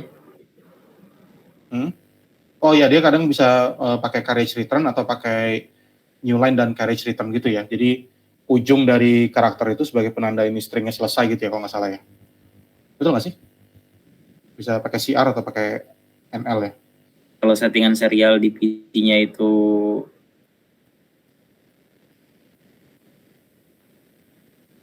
karena ada beberapa device untuk penanda string itu selesai, kayak di SIM800 itu pakai carriage return ya untuk menandakan akhir dari suatu AT comment, itu dia pakai CR, carriage return. Kalau Windows new line aja sih kalau nggak salah. Ya, biasanya yang carriage return ya. itu tuh di Mac, di Mac. Mac ya biasanya. Oke. Nah. Tapi ya tadi ya biasanya kalau misalnya Anda pakai Windows pakai new line aja sih. Ya. Jadi carriage return ini nggak usah dipakai. Ini nggak usah terlalu itu sih. No line ini saya nggak pernah pakai. Saya biasanya nggak pernah ngotak-ngatik bagian ini sih. Biarin aja gitu. Karena saya nggak pernah pakai Mac ya. Oke, ada lagi? Jadi itu bisa diabaikan aja sih kalau misalnya, terutama kalau misalnya Anda nggak terlalu sensitif dengan codingnya, terlalu sensitif dengan seperti itu, bisa diabaikan aja untuk print cara monitor seperti itu. Kalau nggak ada, saya mau tunjukkan satu lagi, sedikit lebih kompleks. Sekarang ini saya mau pindahkan ke pin 8 seperti ini. Dan supaya lebih fun, di sini saya kasih nama PWM pin. Ganti namanya jadi PWM pin 9. Lalu saya mau bacaan dari pin 9 itu di pin nomor 8. Jadi in pin sama dari 8 seperti ini. Oke. Lalu karena saya mau berikan sinyal di pin 9, ya pin 9 saya mau berikan sinyal, ya sinyal PWM. Lalu misalnya saya mau baca di pin 8, iseng-iseng aja, maka Untuk PWM pin itu modenya harus saya buat sebagai output, dan untuk in pin saya buat modenya sebagai input, dan sama seperti ini, file itu baca dari in pin lalu di print. Gitu. Ya, sederhana aja ya. PWM pin itu sebagai output, in pin sebagai input, kita baca dari in pin karena ini kita koneksikan 8 dengan 9. Coba kita lihat outputnya seperti apa. Ini pin PWM waktu itu sudah saya tunjukkan di kelas, di lab ya. Waktu itu pin PWM itu, sinyal PWM itu seperti apa bentuknya di osiloskop. Dan ini Anda bisa lihat secara, sebentar. Oh sorry, kok saya pakai digital? Saya belum ngasih output ya. saya cuma baca, tapi saya nggak ngirim sinyal ke pin 9 ya. Jadi saya harus kirim sinyal PWM-nya, analog write, PWM pin. Misal saya kirim sinyal PWM dengan duty cycle sekitar 50% ya, 126 gitu ya. Separuh dari 255 misalnya.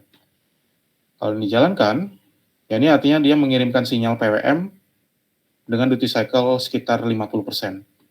Kalau dijalankan, Anda bisa lihat serial monitornya, itu dia berubah dari 0 ke 1, 0, 1, 0, 1 terus. Dan ini pada dasarnya ini adalah yang Anda lihat di osiloskop minggu lalu. Ya, sinyalnya itu dia on, lalu off, lalu on, lalu off, lalu on, lalu off, seperti itu. Oke. Nah, saya sengaja menunjukkan ini untuk menunjukkan salah satu fitur lain ya di serial monitor, itu adalah serial plotter.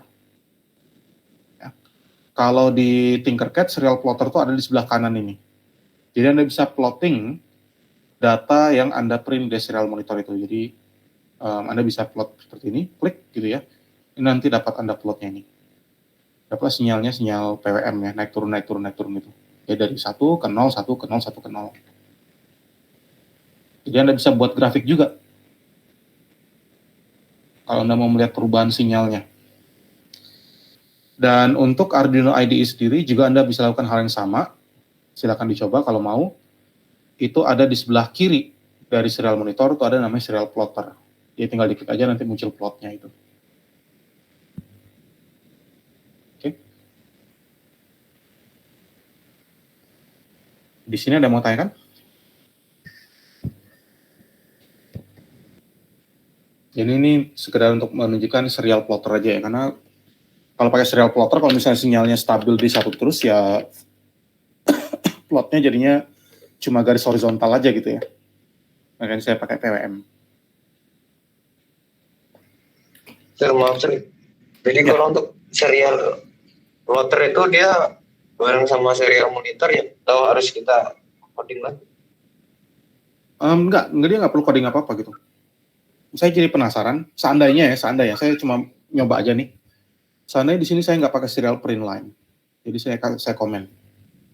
Apakah serial plotter ini bisa membaca? Saya belum nyoba itu. Ups, kok saya tutup sih? Ini ada serial monitor, clear, nggak baca apa-apa ya, dia nggak baca apa-apa nih, kosong. Ya, serial plotter itu jadi cuma dia akan ngeplot apa yang Anda print lewat serial.print. Ya, jadi ini Anda lihat dia kosong, sama sekali nggak ada apa-apa. Tapi kalau di sini saya uncomment, jadi ada serial.print-nya, maka baru dia ada bisa serial plotnya. Jadi serial plot itu kayak bonus ya. Apa data yang Anda print lewat serial monitor via perintah serial.print atau serial.print line, itu bisa Anda tunjukkan plotnya lewat serial plotter. Menjawab pertanyaan tadi? Oh, dia untuk data dari serial monitor yang lurus atau ke bawah itu sama aja jadi di plotternya dibacanya. Iya, coba kalau misalnya diganti jadi serial.print, apa yang terjadi? Kenapa saya tutup terus ya? Oh, dia cuma baca untuk yang new line ya. Sebentar saya coba clear. Iya, dia cuma bisa untuk yang serial.print line, karena berarti dia baca ke kanan, ke bawah ya, bacanya ke bawah. Jadi dia cuma baca nilai ini, lalu ke bawah. Tapi karena ini nggak selesai, dia masih nunggu nih selesai stringnya itu. Jadi untuk yang print line aja ya, bukan untuk print. Kenapa? Karena kalau print dia baca ke kanan, terus gitu kayaknya ya saya harus investigasi lagi nih. Kayaknya serial plotter ini dia ngebaca baris per baris dari serial monitor gitu. Baris per baris. Baris pertama 1, baris kedua 0, jadi dia oke, sinyal berarti 1 berubah ke 0, 1 berubah ke 0 kayak gitu. Jadi nggak bisa untuk yang serial.print ya. Khusus angka ya serial plotter ini. Iya, untuk angka. Pertanyaan bagus. Sekali lagi ya, makanya ini serunya ngoprek-ngoprek kayak gini selalu ada pemikiran-pemikiran radikal yang mungkin bisa dicoba. Oke, just for fun, apa yang terjadi kalau saya print hello seperti ini? Apa yang terjadi kalau saya paksa untuk melihat serial plotternya? Let's see. None ya jadinya. Karena none itu kan not a number, jadi bener ya, nilainya adalah none. Karena dia bukan angka. Menjawab? Lebih ke arah angka ya. Iya, cuma angka untuk plotting. Kalau Anda paksa printnya itu berupa string atau kombinasi string gitu ya, ya bakal munculnya grafiknya none seperti ini. Saya belum nyoba untuk yang Arduino ya, silakan kalau yang ada yang punya Arduino bisa dicoba apa yang terjadi kalau gini. Tenang aja, nggak bakal meledak kok. Ya. Gitu. Oke, ada lagi?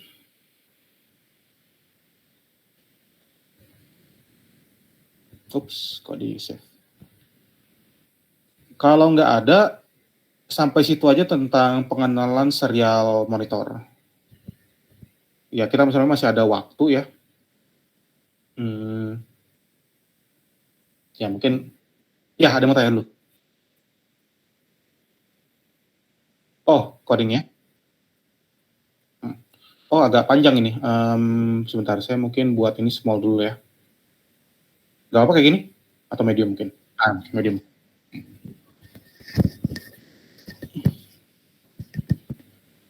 Yuk, sama-sama. Nah, sebenarnya saya ada satu yang ada beberapa ya, sebenarnya mau tunjukin. Tapi waktunya, ya nggak apa-apa lah. Kita lihat sampai mana ya, sampai jam 9.20 lah gitu ya. Sebenarnya yang berikutnya yang mau saya perkenalkan itu adalah push button ya. Jadi berikutnya adalah kita akan mencoba kombinasikan input dan output. Jadi bagaimana kita membaca dari suatu device, lalu mengirimkan sinyal ke device yang lain. Dalam hal ini kita hanya melibatkan 2 device, itulah kita akan membaca dari push button, dan kita akan menulis atau mengirimkan sinyal ke LED. Jadi ini kayak saklar tapi model fancy-nya gitu ya. Saklar tapi dengan programming gitu. Jadi bukan sekedar, jadi konsep kerja sama kayak saklar biasa, ditekan misalnya dipencet, LED nyala, dilepas, LED mati gitu ya. Tapi ini pakai program. Nah, untuk itu, pertama kita harus berkenalan dengan push button. Nah, push button itu sebenarnya ada 2 jenis ya. Ada push button yang kakinya 4 seperti ini, ada yang kakinya 2. Yang kakinya 2 itu sederhana. Itu adalah kalau dalam switch itu namanya single pole, single throw ya. Jadi kalau yang dia cuma 2 kaki, punya 2 kaki, dia seperti ini ya. Ini push buttonnya gitu ya.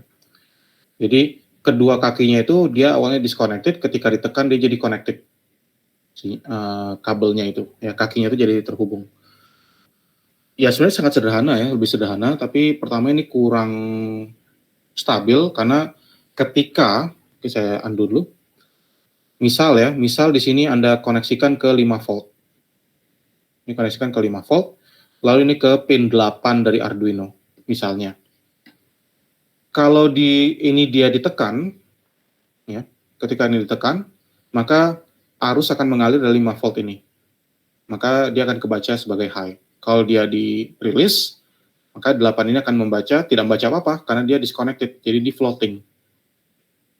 Ya, makanya, oke, mungkin saya tanya nih, quiz dikit, untuk apa, supaya agak melek dikit ya. Di sini, kasusnya ketika ini push button yang tidak saya tekan, ketika push button ditekan, pin 8 dari Arduino ini, jadi ini Arduino ya, ini saya buat kotak gitu misalnya, ini ada Arduino, ya, ini adalah Arduino, lalu di sini ada pin 8 misalnya. Oke.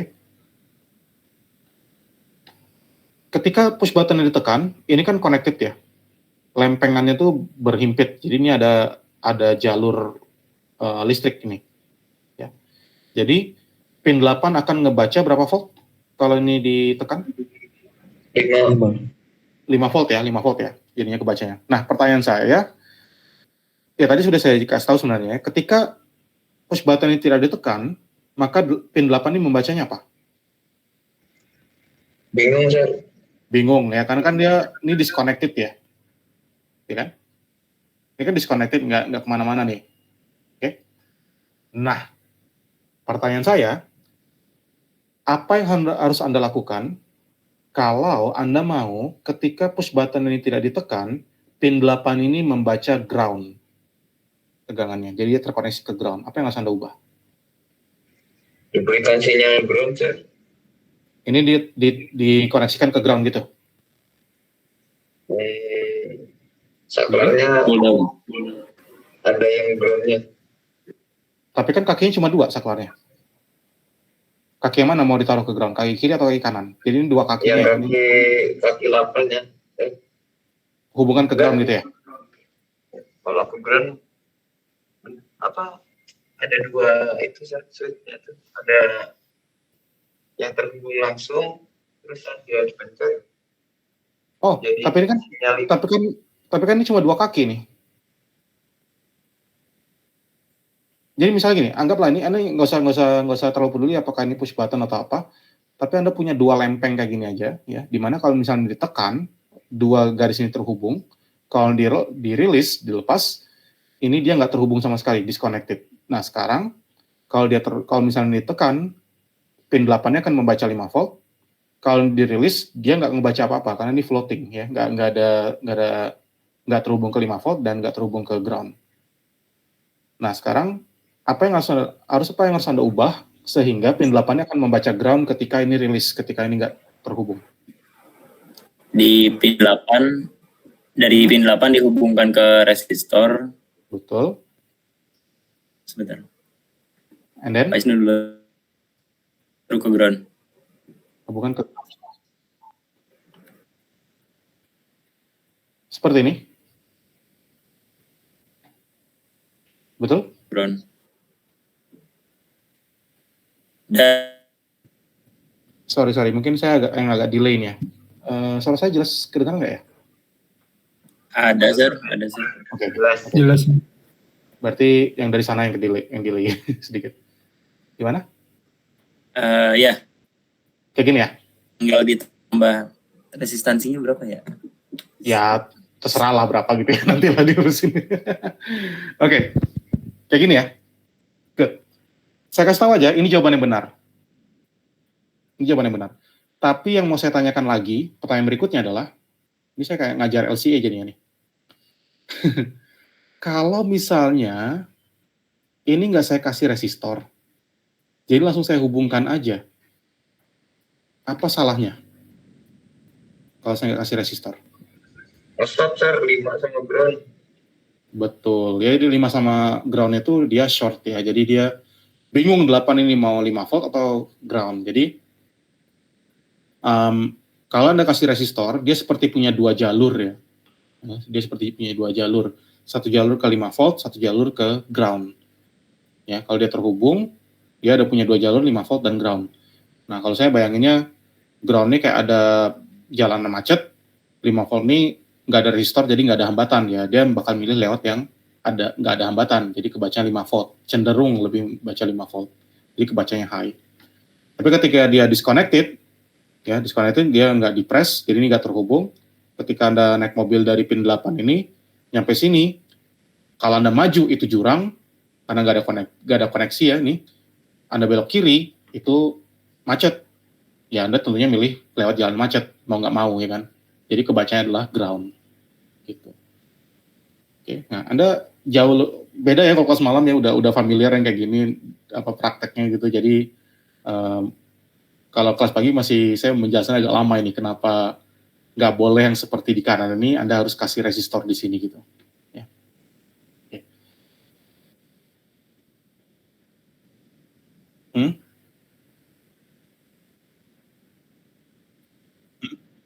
Hmm? Hmm? Ya.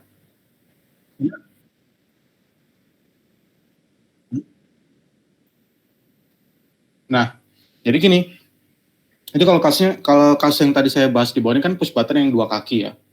Kalau push buttonnya punya 4 kaki, biasanya itu ada pasangan kaki yang terhubung secara internal. Ada yang pasangan kaki yang tidak terhubung secara internal. Jadi, tugas Anda sebenarnya, saya sebenarnya dulu pernah tahu ya, tapi saya terlalu malas untuk ingat atau nyari tahu. Sebenarnya kalau Anda baca marking di belakang, itu ada kayak groove sedikit ya, untuk menandakan mana yang terhubung kakinya itu secara internal. Tapi saya nggak selalu saya lupa gimana cara bacanya. Tapi paling mudah sebenarnya adalah Anda tinggal gunakan multimeter. Ya. Jadi saran saya ketika Anda mau menggunakan push button, jadi mungkin saya coba lihat push button ya. Anda punya push button nih. Saya nggak tahu nih pin mana yang terhubung nih. Apakah kaki ini dengan kaki ini atau kaki ini dengan kaki ini. Maka Anda tinggal ambil multimeter, gini, ya. Lalu Anda set dia ke ohm, ya, set ke ohm. Lalu Anda tinggal cek 2 kaki ini tegangannya hambatannya berapa. Misalnya di sini kebaca 0 sekian mega ohm atau overload gitu ya, OL. Nah, kalau Anda baca itu berarti 2 ini disconnected. Lalu artinya harusnya kedua kaki yang berseberangan di sini harusnya dia connected by default. Nah, 0 volt berarti dia connect. Jadi 2 kaki ini dia connected, 2 kaki ini juga connected, 2 kaki ini disconnected, 2 kaki ini disconnected. Gitu. Jadi dengan Anda punya pemahaman setelah Anda tahu kaki mana yang connected dan kaki mana yang tidak connected by default, maka langkah berikutnya adalah ya mungkin bisa entah gambar diagram seperti ini atau kayak gimana, ya kan? Nah, sekarang tinggal bagaimana Anda menggunakan diagram ini untuk mengkoneksikan dengan pin Arduino gitu. Gitu Pak Isnu ya. Pak Isnu dapatnya kok bisa yang berseberangan yang connected ya, B sama D ya?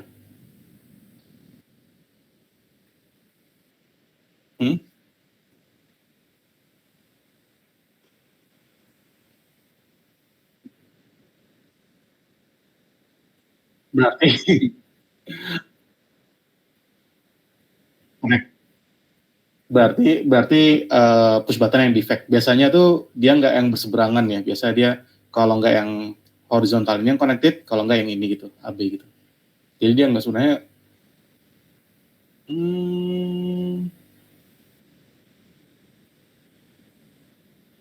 enggak sih. Biasanya itu defect. Saya nggak pernah ketemu yang seperti itu, yang berseberangan, yang justru connected. Saya belum pernah. Atau mungkin kalau ada yang punya pengalaman, mungkin bisa kasih tahu ya. Tapi selama ini saya gunakan push button, nggak pernah tuh yang ujung-ujung yang silang itu yang connected. Biasanya nggak ada. Kemungkinan itu defect ya. Kemungkinannya push buttonnya. Biasanya dia cuma kayak gini kok. Gitu ya. Jadi dalam kasus ini misalnya ya, sama dengan konsep tadi yang di atas, kalau saya mau pakai pin 8 berarti misal, nah ini bedanya uniknya embedded system ini itu adalah Anda harus sama fasihnya programming dengan rangkaian. Ya minimal harus mirip lah kemampuannya karena mereka saling punya keterkaitan erat. Anda punya program tertentu, kalau misalnya Anda mau buat program seperti ini, maka rangkaiannya harus mengikuti seperti itu. Kalau Anda punya rangkaian duluan, Anda buat rangkaiannya, maka program Anda harus menyesuaikan dengan itu. Sebagai contoh, misal, saya berniat untuk menggunakan push button ini, sehingga saya gunakan pin 8, itu dia mendeteksi high, ya, misalnya seperti ini, when press, misalnya ya, bagi contoh aja, dan dia detect low when release. Jadi ketika dia dilepas, saya mau dia detect sinyal itu low atau 0 volt atau ground. Lalu dia detect high 5 volt ketika dia ditekan. Nah, Untuk itu berarti saya bisa gunakan misalnya, saya mau kasih misalnya pin misalnya saya udah tahu ya, A dan D ini dia connect gitu ya. Dari push button itu, B dan C itu connect, D dan C itu enggak, A dan B itu enggak. Maka di sini saya bisa kasih ke pin 8 Arduino. Lalu misal di sini saya kasih ground lewat resistor. Sorry, kok di situ sih? Misal di sini. Saya kasih ground via resistor. Jadi ketika dia rilis, pin 8 ini mau nggak mau dia lewat path-nya itu lewat path ke ground. Ya kan? Tapi ketika dia press, kita mau dia baca high. Maka salah satu B atau C ini harus dihubungkan ke 5 volt. Seperti itu. 5 volt mana? 5 volt Arduino. Ya. Nah ini kan kalau misalnya kita mau detect high kalau dia ditekan, detect low kalau dia dirilis. Nah, Anda juga bisa ubah programnya. Misal Anda mau, saya mau misalnya pin 8 itu detectnya low ketika ditekan push buttonnya. High kalau misalnya dia dirilis. Nah, berarti rangkaiannya yang harus diubah. Jadi ada keterkaitan antara hardware dengan software. Nah, itulah nanti ketika kuis atau ujian, sistem kuis atau ujian itu seperti itu. Saya berikan rangkaian, Anda buat program berdasarkan rangkaian itu, atau saya buatkan program, Anda gambarkan rangkaian berdasarkan program itu. Ya, jadi seperti itu. Oke. Sistemnya. Oke, sebenarnya masih ada banyak yang mau saya jelaskan, tapi mungkin lanjutkan minggu depan aja. Kita minggu depan akan coba gunakan push button ini ya. Kita akan coba gunakan push button,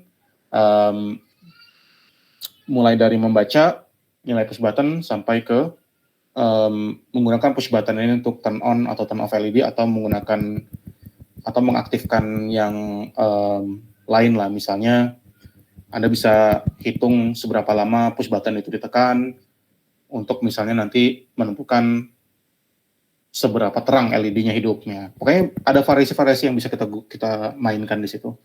Dan harapannya minggu depan mungkin juga bisa diselipkan tentang LDR ya. Tentang light dependent resistor, karena itu juga menarik ya untuk ditelaah, karena itu biasanya klasik ya, contoh klasik untuk analog read yang membaca nilai. Ya. Ada yang mau tanya kan?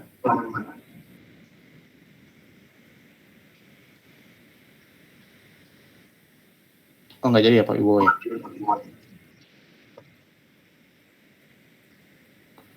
Ya, ini... Kepencet tadi. Oh, kepencet, oke. Ya, ini absensinya malam ini. Mohon maaf kita nggak sampai benar-benar selesai. Masih ada beberapa yang ketinggalan, tapi nggak apa-apa, kita lanjutkan di minggu depan. Mungkin nggak apa-apa lah ya, masih online pakai simulasi lah ya. Tapi sekali lagi, kalau memang Anda mau dan sanggup, silakan Anda beli hardware-nya, ya Arduino, itu milik Anda sendiri. Nanti kalau misalnya ada project di perkuliahan lain, Anda bisa gunakan itu. Kalau nggak pun minimal, saya minta Anda coba-coba gunakan Tinkercad.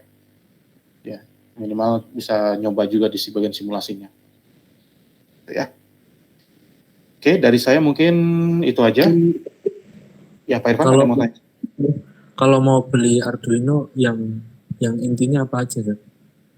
Arduino untuk ya, kalau mungkin yang umumnya digunakan sih Arduino Uno ya, itu yang lebih digunakan. Kalau Anda mau yang lebih mahal dan lebih banyak pinnya, itu bisa pakai Arduino Mega namanya. Mungkin kalau misalnya Anda memang benar-benar pengen belajar, cari yang Arduino Starter Kit. Nah, itu biasanya di dalam itu ada beberapa sensor dalamnya itu. Biasanya minimal ada LDR, ada push button, ada LED, ada beberapa resistor, dan kadang-kadang itu ada dimasukkan juga sensor ultrasonik di situ. Jadi bisa dibeli kalau mau. Kalau uang Anda cukup banyak, ya kayak Pak Isnu, boleh silakan beli yang R4. R4 tapi masih agak mahal. Arduino R4. Uno R4 ya namanya ya. Kalau yang kita punya di lab itu masih Arduino Uno R3 serinya. Gitu. Jadi kalau misalnya Anda mau belinya batangan, boleh juga di Arduino. Pastikan beli ininya juga ya, USB-nya juga ya. Pastikan ada USB-nya juga. Minimal Arduino dengan USB. Lalu Anda bisa beli LDR itu terpisah, sensor-sensor Anda bisa beli terpisah, resistor Anda beli terpisah, itu boleh. Tapi ada juga yang dipaketkan jadi satu, namanya Arduino Starter Kit. Itu Pak Irfan. Baik, Sir. Makasih, Sir.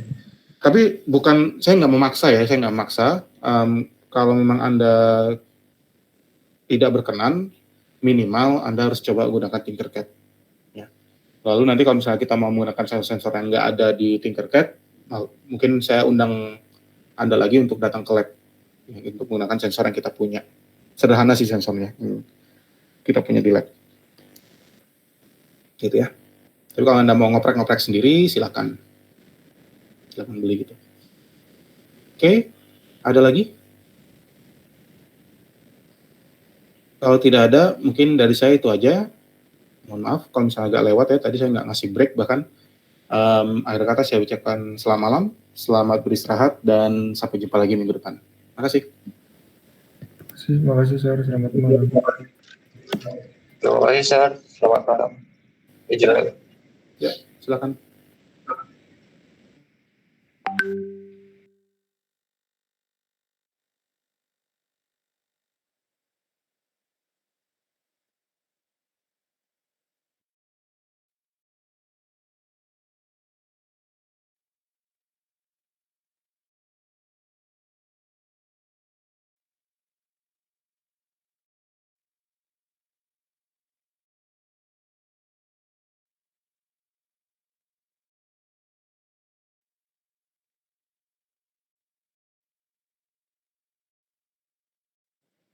Sir,